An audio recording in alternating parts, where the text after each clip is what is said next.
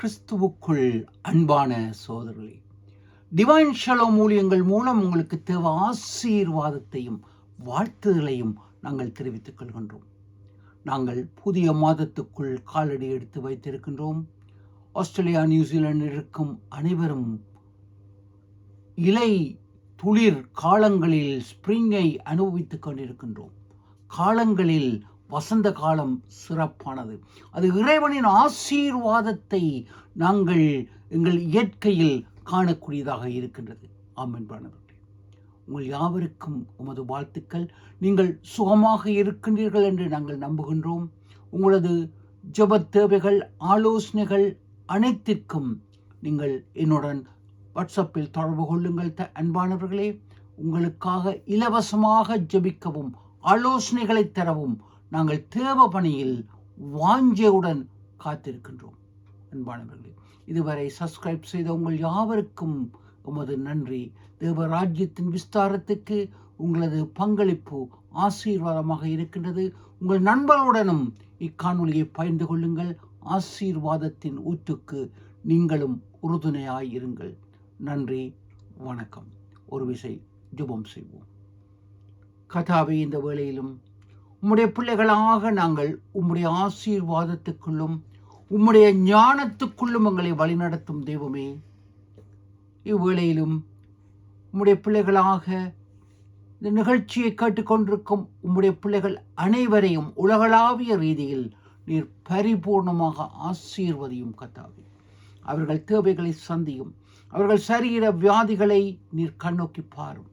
சரீர உபாதைகளை நீர் அறிந்திருக்கின்றீர் கர்த்தாவே. அவருடைய மன கிளேசங்களை நீர் அறிந்திருக்கின்றீர் கர்த்தாவே. அவர்கள் பொருளாதார சூழ்நிலையை நீங்கள் அறிந்திருக்கின்றீர்கள் தெய்வமே. அவர்கள் சரீர வியாதிகள், மன கிளேசங்கள், மன உபாதைகள் அனைத்தையும் கண்ணோக்கி பாரும். வைத்திய உதவிகளை எடுக்கும் சிகிச்சை பெறும் உடைய பிள்ளைகளை விசேஷித்த விதமாய் நீர் ஆசீர்வதியும் கர்த்தாவே. திருமண காரியங்களுக்கு எதிர்நோக்கும் பிள்ளைகளை ஏற்ற துணையை அவர்களுக்கு நீர் கட்டளையிடும். நீங்கள் பேசுங்கள் ஐயா. சரியான வேலை இல்லாமல் அவதிப்படும் பிள்ளைகளுக்கு ஏற்ற வேலையை கட்டளையிடுங்கள் தெய்வமே. கால சூழ்நிலைகளை மாற்றுங்கள். எங்கள் இந்தியா, இலங்கை நாடு மழையினால் பாதிக்கப்பட்டிருக்கின்றது கர்த்தாவே. அங்கு ஏற்ற சரியான காலநிலையை நீர் கட்டளையிட்டு அங்கு சீரும் சிறப்புமாய் அங்கு அமைய கிருபை கொடும். வெள்ளத்தினால் பாதிக்கப்பட்ட விவசாயிகளை நீர் கண்ணோக்கி பாரும். நீங்கள் பொறுப்படுங்கள் கர்த்தாவே. நடக்கும் யுத்தங்களையும் ஆப்கானிஸ்தானின் நிலை நடக்கங்களிலும் இருந்து அங்கிருக்கின்ற ஒவ்வொரு மக்களையும் பாதுகாத்துக் கொள்ளுங்கள் கர்த்தாவே. யுத்தங்களை ஓய பண்ணுங்கள். ஈரான், ரஷ்யா யுத்தங்கள் வர முடியாதபடிக்கு நீர் தடுத்து நிறுத்தும். ரஷ்யா உக்ரைன் யுத்தத்தை நிறுத்தும் கர்த்தாவே. நீங்கள் பேசுங்கள். எங்கும் சமாதானம் நிலவட்டும். உம்முடைய வருகை சீக்கிரமாய் இருக்கட்டும் இயேசுவே. நாங்கள் உம்முடைய ஞானத்தில் மட்டும் நாங்கள் நிலைத்திருக்க உம்முடைய வேத சத்தியங்களை எமக்கு தாரும். இயேசுவின் நாமத்தில் ஆமென். அன்பானவர்களே, இவ்வேளையிலும் நாங்கள் வேத பாடமாக நீதிமொழிகளின் புஸ்தகம் 19ஆம் அதிகாரம் 23ஆம் வசனம், அதன் பின்பு 27ஆம் வசனங்களை வாசிக்க கேட்போம். கர்த்தருக்கு பயப்படுதல் ஜீவனுக்கு ஏதுவானது. அதை அடைந்தவன் திருப்தி அடைந்து நிலைத்திருப்பான். தீமை அவனை அணுகாது. என் மகனே, அறிவை தரும் வார்த்தைகளை விட்டு விலகச் செய்யும் போதகங்களை நீ கேளாதே. அருமையான வாக்குத்தத்தம். இந்த 2 வாக்கியத்தில் வேதாகமம் முழுவதையும் நாங்கள் சுருக்கி 7 கடலை எடுத்து அணுவுக்குள் புகுத்தியதைப் போல இருக்கின்றது. வேத சத்தியத்தை ரத்தின சுருக்கமாக 2 வாக்கியங்களும் கூறுகின்றது. மணிக்கணக்கில் பேச முடியும், ஆனால் இல்லை, 10 நிமிடத்துக்குள் தேவ செய்தியை நான் முடித்துக் கொள்வேன். தயவாக முழுவதும் கேளுங்கள், நண்பருடன் பகிர்ந்து கொள்ளுங்கள். இங்கு கூறப்படுகின்றது, கர்த்தருக்கு பயப்படுதல் ஜீவனுக்கு ஏதுவானது. இங்கு ஜீவன் என்று கூறப்படும் பொழுது அதன் கிரேக்க பதம் நித்திய வாழ்வு என்று கிரேக்கத்தில் அங்கு எழுதப்படுகின்றது. மன்னிக்கவும், கிரேக்கத்தில் இல்லை, எபிரேய பாஷையில், பழைய ஏற்பாடு எபிரேய பாஷையில் எழுதப்பட்டது. அதன் மூல பாஷையில் நித்திய ஜீவனுக்கு ஏதுவானது, நித்திய நீடிய வாழ்வுக்கு, நிரந்தர வாழ்வுக்கு ஏதுவானது என்பதை இங்கு தெளிவாக நாங்கள் பார்க்கக்கூடியதாக இருக்கின்றது. அன்பானவர்களே, நாங்கள் பார்க்கும் பொழுது அடுத்ததாக கர்த்தருக்கு பயப்படுதல் என்று கூறும் பொழுது, இங்கு பயப்படுதல் என்று கூறும் பொழுது பயந்து நடுங்கி ஒரு உம்மை தாக்க வரும் ஒன்றை பார்த்து பயப்படுவதை போன்றது அல்ல. இங்கு கூறப்படும் எபிரேய பதம் அங்கு அவருக்குரிய வணக்கம், மரியாதை, ரெவரன்ஸ், இதைத்தான் இங்கு எபிரேய பாஷை குறிக்கப்படுகின்றது. கர்த்தருக்கு பயப்படுதல் அங்கு அவருக்கு கொடுக்க வேண்டிய மரியாதையை, அன்பு கலந்த மரியாதையை அங்கு கொடுக்கின்றது என்றது எபிரேய பாஷை கூறப்படுகின்றது. சுருக்கமாக சொன்னால் அன்பு கலந்த மரியாதை, அன்புடன் மரியாதை, இதை தான் இங்கே எபிரேய பாஷை இங்கு நமக்கு விளக்கி கூறுகின்றது. அன்பானவர்களே, எனவே கர்த்தருக்கு நாங்கள் அன்பு கலந்த மரியாதையுடன் நாங்கள் இருக்கும் பொழுது எங்கள் வாழ்க்கை நித்தியமாய் நிரந்தரமாக நாங்கள் வாழ முடியும். ஆம், அது ஜீவனுக்கு ஏதுவானது. இங்கு நாங்கள் பார்க்கும் பொழுது முதல் மனிதர்கள் ஆதாம் ஏவாள் அவர்கள் தேவனுக்கு பயந்து நடப்பதை விட்டுவிட்டு, சர்வ வல்லமையாம் தேவன், நிகரற்றவர், ஒப்பற்றவர், அவருக்கு பயந்து நடப்பதை விட்டுவிட்டு அவர்கள் அந்நிய ஞானத்தை தேடுகின்றார்கள். ஆம், இங்கு 2ஆம் வசனம் 27ஆம் வசனம் கூறப்படுகின்றது, என் மகனே, அறிவை தரும் வார்த்தைகளை விட்டு விலகச் செய்யும் போதகங்களை நீ கேளாதே. அருமையான வார்த்தை. அறிவை தரும் போதகங்களை விலகச் செய்யும் வார்த்தைகளை விட்டு நீ அதை கேளாதே. இங்கு பிசாசு அறிவை விட்டு, ஞானத்தை விட்டு விலகச் செய்யும் போதகத்தை அங்கு ஆதாம் ஏவாளுக்கு கூறியது, ஏவாள் ஆதாமுக்கு கூறியது. அவர்கள் தேவனின் அறிவை, ஞானத்தை, மெய் ஞானத்தை விட்டு அவர்கள் உலக ஞானத்தை தேடிய செயல்களை நாங்கள் ஆதிகாமத்தில் பார்க்கக்கூடியதாக இருக்கின்றது. அன்பானவர்களே, அவர்கள் அறிவை விட்டு விலகச் செய்யும் பிசாசின் வார்த்தைகளை கேட்டார்கள். இது 27ஆம் வசனத்தில் கூறப்படுகின்ற வார்த்தை. சாலமோன் ஞானி 19ஆம் அதிகாரம் 27ஆம் வசனத்தில் அழகாக கூறுகின்றார். அன்பானவர்களே,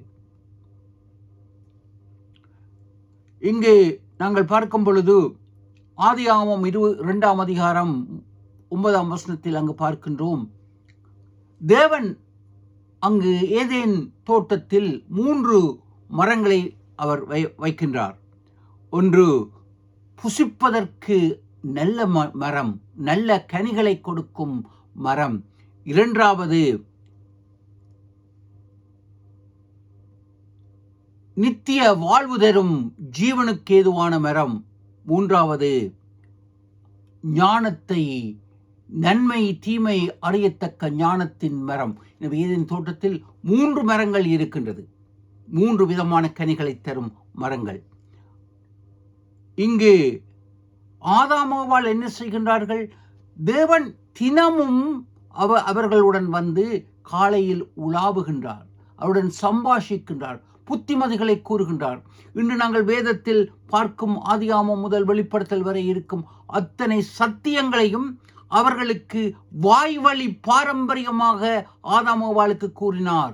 அவர்களுக்கு அத்தனையும் தெரியும், தெரியாதென்று கூற முடியாது. அவர்களுக்கு எல்லாம் தெரியும், எல்லாவற்றையும் போதித்தார். இன்று பஞ்சாகமம் இருக்கின்றது, முதல் 5 அதிகாரங்களும் 5 புஸ்தகங்களும், அவை அனைத்தையும் தேவன் தெளிவாக ஆதாம் ஏவாளுக்கு கூறியிருக்கின்றார். அவர்களை அறிந்த பின்பும் அந்த அறிவை விட்டு, மெய் ஞானத்தை விட்டு, தேவ ஞானத்தை விட்டு விலகச் செய்யும் உலக போதனைகளை அவர்கள், பிசாசின் செயல்களை கேட்டார்கள். அழிவு வந்தது. பிசாசு இறைவனுக்கு எதிரானவன். இறைவன் எதை செய்கின்றாரோ அதற்கு எதிராக செயல்படுபவன் பிசாசாக இருக்கின்றான். அன்பானவர்களே, இன்றைய நாளிலும் நாங்கள் தற்காலத்தில் அன்று ஆதாம் செய்தான், தேவனை விட்டு விலகினான். இன்று 2025 ஆண்டு அதன் பின்பும் அதன் சற்று முன்பும் நாங்கள் தேவனை விட்டு விலகச் செய்யும் ஞானத்தை விட்டுவிட்டு உலக ஞானத்தை தேடுகின்றோம்.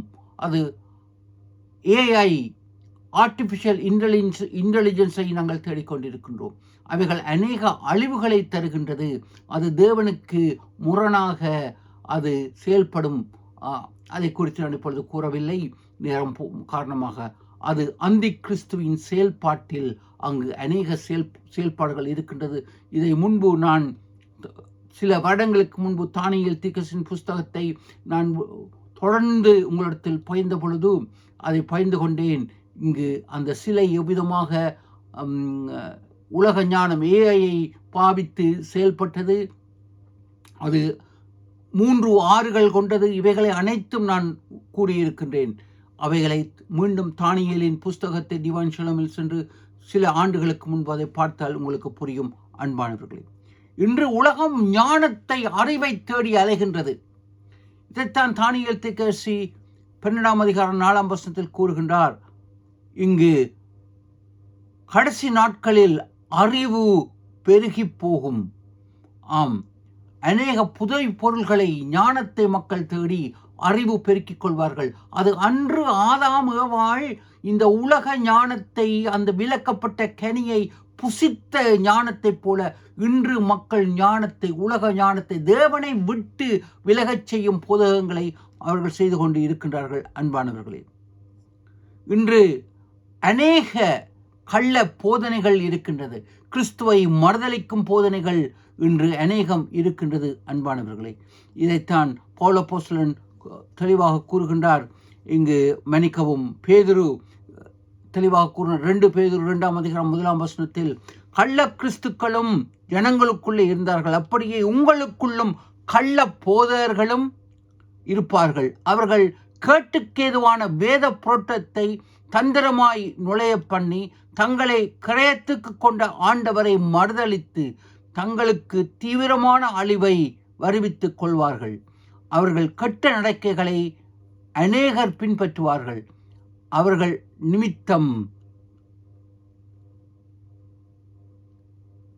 தேவனுடைய நாமம், சத்திய மார்க்கம் தூஷிக்கப்படும். இன்று அநேகர் அதை வியாபார பொருளாக மாற்றிக்கொண்டிருக்கின்ற கிறிஸ்துவின் ஊழியத்தை. இங்கு மெக்டானல்ட்ஸுக்கு பக்கத்தில் KFC வருவதைப் போல சபைக்கு சபை போட்டி, ஒரு சபையை வீழ்த்துவதற்கு அதற்கு பக்கத்தில் சபையை தொடங்கும் இன்று வியாபார திருச்சபைகள் நடந்து கொண்டிருக்கின்றது. எப்பொழுதும் பணம் பணம் பணம். அங்கு ப்ராஸ்பரிட்டி இறைகள், செழிப்பின் இறைகள், பணத்தை எனக்கு தந்தால் உங்களுக்கு ஆசீர்வாதம். இதுவே எல்லாம் அழிவின் கள்ள கிறிஸ்துக்கள், கள்ள போதகர்கள். கிறிஸ்துவை மறுதலிக்கின்றார்கள், கிறிஸ்துவின் இறைத்தன்மையை மறுதலிக்கின்றார்கள். சற்று ஜாக்கிரதையாக இருங்கள். கிறிஸ்துவின் பெயரை சொல்லிக்கொண்டு, கிறிஸ்தவ சபை என்று கூறிக்கொண்டு இன்று அநேக சபைகள் எழுந்து கொண்டிருக்கின்றன. கூடுமானால் தெரிந்து கொள்ளப்பட்டவர்களையும் வஞ்சிக்கத்தக்கதாக. அன்பானவர்களே, சற்று ஜாக்கிரதையாக இருக்க நீங்கள் அழைக்கப்படுகின்றீர்கள். சரியான சபையை தெரிந்து கொள்ளுங்கள். திருத்துவ தெய்வத்தை, பிதா குமாரன் பரிசுத்த ஆவியை விசுவாசிக்கும் திருச்சபையையும், இயேசுவின் இறைவன் கன்னி மரியாளிடத்தில் மனிதனானார், இறைவன் மனு உருவானார், அவர் சிலுவையில் அறையப்பட்டார், எமது பாவத்துக்காக இரத்தத்தினால் நாங்கள் விமோசனம் அடைகின்றோம். உயிர்த்தெழுந்தார், பரலோகம் சென்றார், மீண்டும் அவர் இரகசிய வருகையில் வரப்போகின்றார் தன் பிள்ளைகளை அழைத்து செல்ல. 2ஆம் வருகையில் அதன் பின்பு வருகின்றார் நியாயம் தீர்க்க. பரலோக ராஜ்யம் நித்தியமானது. இவைகளை விசுவாசிக்கும் பரிசுத்த ஆவி நித்தியமானது. திருத்துவ தெய்வம் முக்கியமானது. இவைகளை விசுவாசிக்கும் சபைக்கு நீங்கள் செல்ல வேண்டும் என்று உங்களிடத்தில் தாழ்மையாக கேட்கின்றேன். கள்ள போதனைகளை நீங்கள் கேட்க வேண்டாம். எவர்கள் உங்களிடத்தில் பணம் கேட்கின்றார்களோ அவர்கள் கள்ள போதகர்கள். பணத்தை கேட்பவர்கள் கிறிஸ்துவின் ஊழியக்காரர்கள் அல்ல. தவறான போதனைகளை போதுகின்றவர்கள், வேதத்துக்கு புறம்பான போதனைகளை போதிக்கின்றவர்கள், அவர்கள் சாத்தானின் பிள்ளைகளாக இருக்கின்றார்கள். அன்பானவர்களே, அன்று ஆதாம் ஏவாளை வஞ்சித்ததைப் போல இன்று நாங்கள் பார்க்கின்றோம். இங்கு கொலோசியர்களின் நிருபம் 1ஆம் அதிகாரம் 15ஆம் வசனத்தில் அங்கு தெளிவாக கூறப்படுகின்றது. இயேசு யாரும் இல்லை, அவர் மனிதன், அநேகம் கூறுகின்றது. இங்கு தெளிவாக கொலோசியர்கள் நிருபம் 1:15 அங்கு பவுல் அப்போஸ்தலன் கூறுகின்றார், அவர்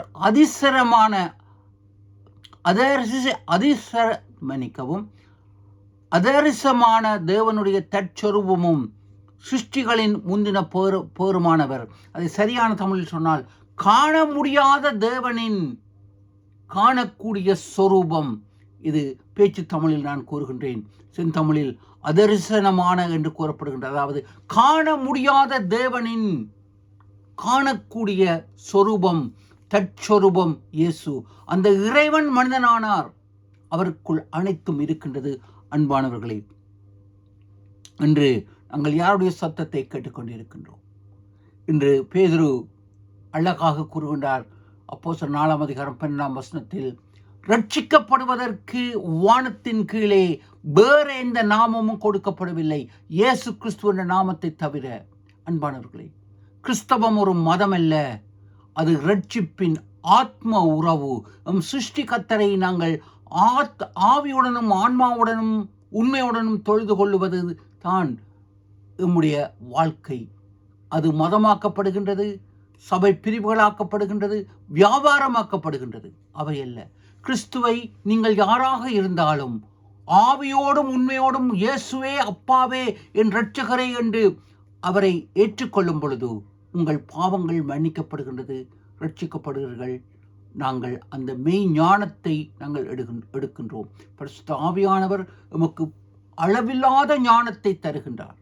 எனவே புது புது சபைகளுக்கு செல்லாமல் திருத்துவ தெய்வத்தை வழிபடும் சபைகளுக்கு செல்லுங்கள். என்னுடன் தொடர்பு கொள்ளும் பொழுது வேணுமானால் என்ன நான் சபைகளை பற்றி கூற முடியும். நான் இவைகளையும் நான் ஏளனம் செய்ய விரும்பவில்லை. ஆனால் உங்கள் ஆத்மா முக்கியம். சரியான சபைக்கு செல்லுங்கள், ஆத்மாவை காத்து கொள்ளுங்கள். அந்த மெய்ஞானம் உங்களுக்கு தேவன் தருகின்றார். தேவன் உங்களை பரிபூர்ணமாக ஆசீர்வதிப்பார். பிதா, குமாரன், பரிசுத்த ஆவியின் நாமத்தில் ஆமென்.